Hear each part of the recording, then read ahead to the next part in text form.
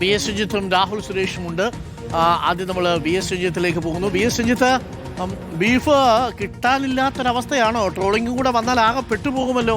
ഇപ്പോൾ പുറത്തു വരുന്ന വിവരമനുസരിച്ച് 1.25 ലക്ഷമൊക്കെ കന്നുകാലികൾ വന്നുകൊണ്ടിരുന്ന സ്ഥലത്ത് 6000 കന്നിനെ മാത്രമേ കൊണ്ടുവരുന്നുള്ളൂ. അപ്പോൾ വലിയ രീതിയിലുള്ള ക്ഷാമമുണ്ട്. നാളെ മുതൽ ഇറച്ചിക്കടകൾ പലതും പ്രവർത്തിക്കില്ലെന്ന് കേട്ടു.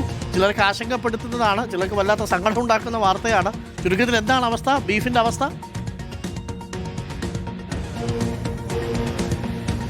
ഡോക്ടർ അരുൺ, ഞാൻ നിൽക്കുന്നത് കോഴിക്കോട് സെൻട്രൽ മാർക്കറ്റിലാണ്. ഇവിടെ സമരത്തിലേക്ക് പോകുന്ന ഘട്ടമില്ല, അത് ഇടുക്കിയിലാണ് സമരത്തെക്കുറിച്ച് പറഞ്ഞത്. പക്ഷേ ഈ ക്ഷാമം ഇവിടുത്തെ മാർക്കറ്റിനെയും ബാധിച്ചിട്ടുണ്ട്. ഞാൻ നിൽക്കുന്ന ഇവിടെ ബീഫ് സ്റ്റാളിലാണ് ഞാൻ നിൽക്കുന്നത്. പ്രതിദിനം നമുക്ക് എത്ര ബീഫ് സാധാരണ ആവശ്യം വരാറുണ്ട് ഇവിടെ കേരളത്തിൽ തന്നെ നമ്മുടെ ഷോപ്പിലാണോ? മൊത്തത്തിൽ ഇവിടെ നമുക്ക് കോഴിക്കോട് ധാരാളം ആവശ്യം വരാം. കോഴിക്കോട് പിന്നെ ജില്ലയെ സംബന്ധിച്ചിടത്തോളം നോക്കുകയാണെങ്കിൽ 100 ലോഡ് ആഴ്ചയിൽ വരുന്നതാണ്. 100 ലോഡ് ആഴ്ചയിൽ വരുന്നതാണ്. ഇപ്പം എത്ര വരാം? ഇപ്പോൾ അതൊരു 25 ലോഡ് കൂടി വരുന്നില്ല. 25 വരുന്നില്ല. ഇതിൻ്റെ ഇപ്പോൾ കടകളിൽ കൊടുക്കാൻ ആവശ്യത്തിന് സാധനം കിട്ടുന്നുണ്ടോ? അതായത് കോഴിക്കോട് ജില്ലയിൽ 600-620 കടകളുണ്ട്. ഇപ്പോൾ അതൊരു 300 കടകൾ തുറന്ന് പ്രവർത്തിക്കുന്നുള്ളൂ. പല കടകളും പൂട്ടി ഭാഗികമായിട്ട് പൂട്ടിക്കൊണ്ട് നിൽക്കുകയാണ്. ഇപ്പോൾ കേരളത്തിലൊക്കെ തന്നെയാണെങ്കിൽ ഒരു 1.5 ലക്ഷം ലോഡുകൾ ഇങ്ങോട്ട് വരുത്തുന്നുണ്ട്. ഇപ്പോൾ 5000 ലോഡുകൾ കേരളത്തിലേക്ക് എല്ലാ മാസവും വരുത്തുന്നുണ്ട്. ഇപ്പം വരുന്നത് 1000 ലോഡ് കണക്കാണ്. 1.5 ലക്ഷം ലോഡാണ് വരാറുള്ളത്. 1.5 ലക്ഷം കന്നുകൾ, 1000 ലോഡുകളാണ് വരാറുള്ളത്. 1000 ലോഡുകൾ, 1.5 ലക്ഷം കന്നുകൾ വരാറ്. 1000ന്റെ ചോടായിട്ടുള്ള ലോഡുകളാണ് ഇപ്പോൾ കേരളത്തിലേക്ക് വരുന്നത്. 5000 ലോഡുകൾ വന്ന സ്ഥാനത്ത് ഇപ്പോൾ 1000 ചോട് ലോഡുകൾ മാത്രമാണ് എത്തുന്നത്. 1.5 ലക്ഷം കന്നുകൾ എത്തിയിരുന്ന സ്ഥലത്ത് 6000 ആയി. അതിൻ്റെ ഒരു കാരണം എന്താണെന്ന് നിങ്ങൾ മനസ്സിലാക്കണം. അതായത് മറ്റ് ഉത്തരേന്ത്യൻ സംസ്ഥാനങ്ങളിൽ ആന്ധ്ര, പിന്നെ ബംഗാൾ അങ്ങനെയുള്ള സ്ഥലത്തു നിന്നും ചെറിയ ചന്തകളിൽ നിന്നും തമിഴ്നാട്ടിലേക്കാണ് ഈ കന്നുകൾ വരാം. അപ്പോൾ ആ കന്നുകൾ ഇപ്പോൾ വരാതായി. ഇപ്പോൾ ഗോ സംരക്ഷണത്തിൻ്റെ പേരിൽ അവിടെ പിടിക്കൽ തുടങ്ങി. ഈ പിടിച്ചിട്ട് ഈ ഉരുക്കളെ മറ്റേ ഗോശാലയിലേക്ക് കൊണ്ടുപോവാണ്. അങ്ങനെ നമ്മളത് കേസ് പോയി കഴിഞ്ഞാൽ അപ്പോൾ ഒരു ഉരുക്കക്ക് 250 ഉറുപ്പ്യ വെച്ചിട്ടാണ് ഇതിൻ്റെ ലേബർ വാങ്ങുന്നത്. അപ്പോൾ ഈ കേസ് തീരണമെങ്കിൽ ഒരു 6 മാസമൊക്കെ ആവും. ഈ 6 മാസമൊക്കെ ഇത് കിട്ടുമ്പോൾ ഭീമമായുള്ള പൈസ ആണ് അതിന് ഫൈൻ എടുക്കുന്നത്. രണ്ടാമത്തെ കേസ് എന്ന് പറഞ്ഞാൽ നമ്മൾ കൊണ്ടുപോകുന്ന ഉരുക്കളല്ല, വലിയ ഉരുക്കളായിരിക്കും കൊണ്ടുപോകുക.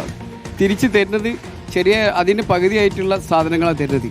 ഇത് ഞങ്ങൾ ഒരു കണ്ട് എത്തിയ സംഗതി പറഞ്ഞാൽ ഇത് പോകുന്നത് അവിടെ പിന്നെ ഇന്ത്യയിൽ എക്സ്പോർട്ടിങ് കമ്പനികൾ ഉത്തരേന്ത്യയിൽ കൂടെ ഒരു പഞ്ചായത്തിൽ ഒരു കമ്പനിയെ നിനക്ക് വന്നുകൊണ്ട് നിൽക്കുകയാണ്. അപ്പോൾ അവിടത്തേക്കാണ് ഈ സാധനങ്ങളൊക്കെ പോകുന്നത്. അല്ലാതെ ഈ മൃഗസംരക്ഷണത്തിൻ്റെ പേരിലല്ല ഉണ്ടാവുന്നത്. കഴിഞ്ഞ ഗവൺമെന്റിന്റെ കാലത്ത് ഈ പ്രശ്നങ്ങളൊക്കെ ഉണ്ടായിരുന്നു. ബീഫിന്റെ വില കൂട്ടേണ്ട സാഹചര്യമായോ? ബീഫിന്റെ വില കൂട്ടേണ്ട അവസ്ഥ, അതുകൊണ്ടല്ല 50% ആളുകൾ കച്ചവടം ചെയ്യാതിരിക്കുന്നത്. എത്ര കിലോക്ക്? ഇപ്പോൾ 400, 360, 420 ആണ് ഇവിടെ ഇറച്ചി വിൽപ്പന നടക്കുന്നത്. കൂടുന്ന സാഹചര്യം ക്ഷാമം വരുമ്പോൾ കൂടുമല്ലോ, അത് അടുത്തന്നെ ഉണ്ടാവും. ഇങ്ങനെ ക്ഷാമം വരുമ്പോൾ സമരത്തിലേക്ക് പോകാനുള്ള പരിപാടിയാണ്. 4 ജില്ലയൊക്കെ സമരം പ്രഖ്യാപിക്കുകയാണ്. 12-ാം തീയതി മുതൽ അനിശ്ചിതകാല സമരത്തിലേക്കാണ് 4 ജില്ലകളിൽ പോയത്. ബാക്കിയുള്ള കാര്യങ്ങൾ ഇപ്പോൾ ഗവൺമെൻറ്റുമായിട്ടോ പിന്നെ കഴിഞ്ഞ ദിവസം നമ്മൾ കൃഷി മന്ത്രിനെ പിന്നെ മൃഗസംരക്ഷണ വകുപ്പുമായി ഉള്ള മന്ത്രിയുടെ ശ്രദ്ധയിൽപ്പെടുത്തിയിട്ടുണ്ട്. പിന്നെ ആഭ്യന്തര വകുപ്പും മുഖ്യമന്ത്രിനൊക്കെ കാണാൻ വേണ്ടിയിട്ടുള്ള ഡേറ്റ് കിട്ടിയാൽ ഈ ആഴ്ച തന്നെ പരിപാടികൾ നടക്കാൻ വേണ്ടിയിട്ടുള്ള കാര്യങ്ങളാണ്. പ്രതിപക്ഷ നേതാവിൻ്റെ ശ്രദ്ധയിൽ മുഖ്യമന്ത്രി ആയിരിക്കുന്ന കാലത്തും ഇത് പെടുത്തിയിരുന്നു. അതുകൊണ്ട് 10 കൊല്ലം ഇതിലൊരു പ്രശ്നങ്ങളില്ലായിരുന്നു. ചെറിയ പ്രശ്നങ്ങളാണെങ്കിലും അത് അങ്ങനെ തീർന്നു പോയിരുന്നു. ഇപ്പോൾ 1 കിലോ ബീഫ് എത്ര വിലയായപ്പോ കോഴിക്കോട്? ഇപ്പോൾ കിലോ 400 അല്ലേ വില? 400, 440 ഐറ്റമാണ്. ബോൺലെസ് 440, ബോണില്ലാത്തത് 400. ഇപ്പോൾ 400-ഉം 440-ഉം അത് ഇനി വില കൂടും. നമ്മുടെ ഹോട്ടലുകളിൽ പൊറോട്ടയും ബീഫും ഒക്കെ നമ്മുടെ ദേശീയ ഭക്ഷണമാണ്. അത് ഇല്ലാതാവുന്ന ഒരു സാഹചര്യത്തെക്കുറിച്ച് നമുക്ക് ആലോചിക്കാൻ പറ്റില്ല. അതായത് ഇതൊരു പ്രതിസന്ധിയാണ്. ഗോസംരക്ഷണം എന്ന് പറയുന്ന രാഷ്ട്രീയം അത് ഉത്തരേന്ത്യയിലെ ബീഫ് കയറ്റുമതിയൊക്കെ കേരളത്തെയും തമിഴ്നാട്ടിനെയും ഒക്കെ ബാധിക്കുന്നു എന്നുള്ളതാണ്. എന്താ കഷ്ടമല്ലേ? ഒന്നാലോചിക്കുക, ഗോസംരക്ഷണം നടത്തുന്നവരുടെ പ്രത്യേക ശ്രദ്ധയ്ക്ക് നിങ്ങൾ ഗോസംരക്ഷണമൊക്കെ നടത്തിക്കോളൂ, നമ്മുടെ പൊറോട്ടയിലും ബീഫിലും നിങ്ങൾ മണ്ണ് വാരിയിടരുത്. അതിങ്ങ് കൊണ്ടുപോന്നോട്ടെ. നിങ്ങൾക്ക് വേണമെങ്കിൽ നിങ്ങൾ കഴിക്കണ്ട, കഴിക്കുന്നവരിവിടെ ഉണ്ടല്ലോ, അവർ കഴിച്ചോളും. അവരുടെ ആവശ്യത്തിന് നിങ്ങൾ വെറുതെ മണ്ണ് വാരിയിടരുത് പ്ലീസ്. ഒരു അപേക്ഷയാണ് ഗോ സംരക്ഷകരുടെ പ്രത്യേക ശ്രദ്ധയ്ക്ക്.